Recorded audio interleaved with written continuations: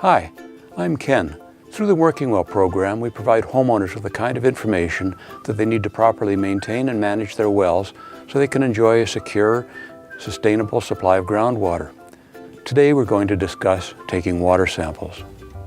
Many rural Albertans get their drinking water supply from private wells, but unlike public water systems that are regulated by the provincial government, private water wells are the responsibility of the homeowner. The best way to know if your well is safe is to get the water tested regularly. Most groundwater from deep aquifers is naturally clean and safe to use because the layers of soil and rock overlying the aquifer act as a natural filter. Proper location, construction, and maintenance of your water well also help to minimize the likelihood of contamination. But land use changes or structural degradation of an aging well can change or affect water quality. You should regularly inspect your well for issues that could contribute to contamination. Check the well cap to make sure it is always securely in place and watertight. Check your pump and plumbing system on a regular basis. Be sure the area immediately surrounding the well is always kept in sanitary condition, with the ground surface sloping away from the casing to ensure that no water ponding occurs around the well. If you drink groundwater that is contaminated with bacteria, viruses, disease-causing organisms, or other pollutants, it can make you ill. Some common sources of pollutants are failing septic systems, leaking fuel tanks, inappropriate chemical storage sites, landfills, and improper application of fertilizers, insecticides, and pesticides. Testing your water regularly gives you confidence that it's safe to drink. So, when should you test your water?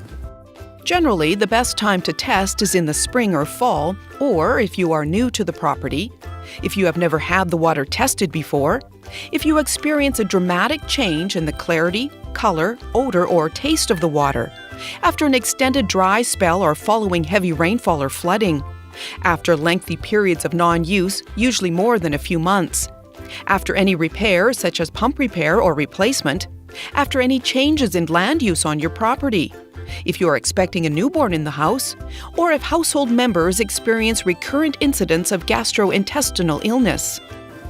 How often should you test your water? If the water is shallow, say less than 50 feet, you should test the water for bacteria at least 4 times a year. If your well is deeper, it is less likely to be affected by surface water or other sources of contamination, so you can test less often. Twice a year is recommended.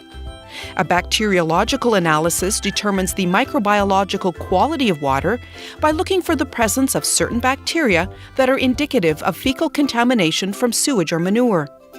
The chemical composition of groundwater doesn't typically change quickly, so you only need to test for chemistry every 2 to 5 years. A chemical analysis determines the concentration of naturally occurring minerals or chemicals in the water. Most of these substances only affect the aesthetic quality of the water, the taste, odor, color, and clarity, but there are some substances that can, with repeated exposure, adversely affect human health. You should test the water even if it seems fine, because you can't necessarily smell, taste, or see bacteria or other contaminants. Where do you get your water tested? You can pick up water sample bottles and sampling instructions from your local community health center or public health unit. Health centers are open Monday to Friday between 8:30 a.m. and 4:30 p.m., excluding the lunch hour. Visit this website to find the health center nearest you. Water from private drinking water wells is analyzed for bacteria at the Alberta Provincial Laboratory for Public Health in Edmonton. Chemical composition of untreated groundwater is analyzed at the Alberta Centre for Toxicology in Calgary. Does it cost money to test your water? In some health units, there's a small fee to offset the cost of shipping your sample to the laboratory. You can discuss the charges when you pick up your sample bottles. Health units will not accept samples collected for real estate transactions, mortgages, research, agricultural purposes like livestock use or irrigation, or other commercial purposes. Private accredited laboratories should be used for those situations. See the yellow pages under Environmental Laboratories. Private labs, of course, will charge a fee for their service. So how do you collect a sample? Collecting a sample is a simple process, but the accuracy of your test results depends on the sample being collected properly, so follow the instructions carefully. And remember, You must transport your water sample back to the health unit the same day you collect it, so make sure to allow yourself enough time. Be sure to fill out the requisition form, including all the highlighted areas, and return it to the health center with your water sample. If the form is incomplete, they will not accept your sample. You will need to provide the following information: your name, mailing address, postal code, and daytime telephone number. This information is used for contacting and mailing out your test results. The legal land description of where your well is located. Check your utility bills for this information if you don't already know it.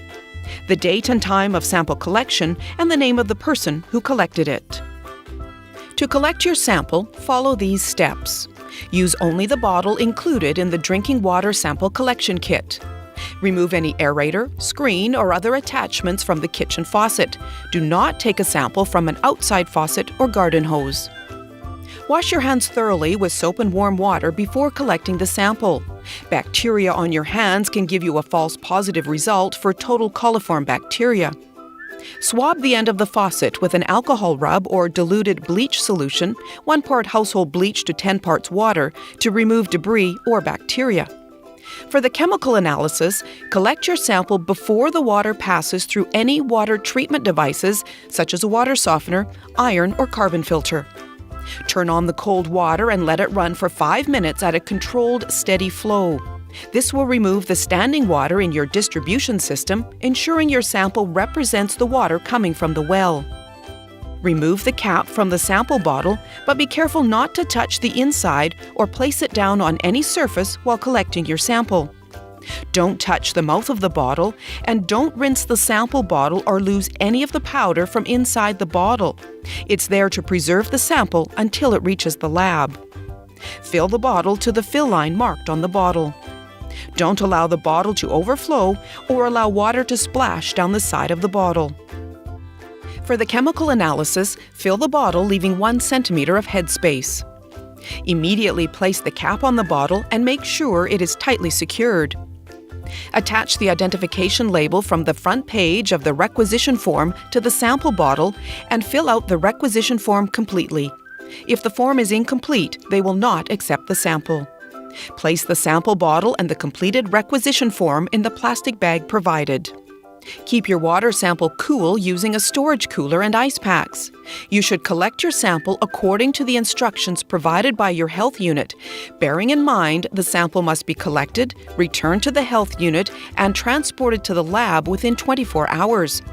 This is necessary to ensure that it gets sent to the lab for analysis before the sample is no longer valid. When will you get your water test results? A report will be mailed to you within 7 to 10 business days for the bacteriological analysis and 8 to 10 weeks for the chemical analysis. All results from the laboratory are sent directly to the health units and then mailed to the person whose name was provided on the requisition form. If total coliform or E. coli bacteria are found in your water sample, a public health inspector will notify you right away by telephone and advise you to resample.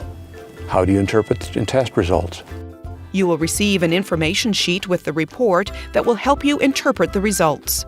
The public health inspector at the health unit can also discuss your results and talk about treatment options if needed. If any amount of E. coli is found in your sample, it is not safe to drink your water. It means the groundwater has been contaminated with human or animal feces. You'll need to determine the source of the contamination, fix the problem, and disinfect your well and plumbing system. Then you should resample the water to determine if it is safe to resume consumption. If your water contains total coliform but not E. coli, the quality has been compromised, but this doesn't confirm fecal contamination. There may be a problem with your well, such as a cracked casing, an ill-fitted cap, inadequate sealing around the outside of the well casing, allowing the surface water to enter your well. You may also have issues with your water distribution or treatment systems. Total coliform bacteria are present in the air, soil, vegetation, and on all warm-blooded animals, including your hands.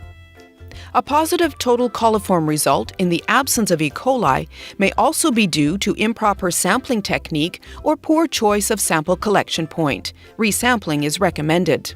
Changes in water chemistry may indicate problems with your well or local groundwater. Having a chemical analysis done regularly will provide you with the data you need to recognize when changes occur. The recommended levels for the parameters tested in the chemical analysis are set by Health Canada and their guidelines for Canadian drinking water quality. Taking water samples is just one example of the kinds of information available to homeowners through the Working Well program. For more information, please see our website.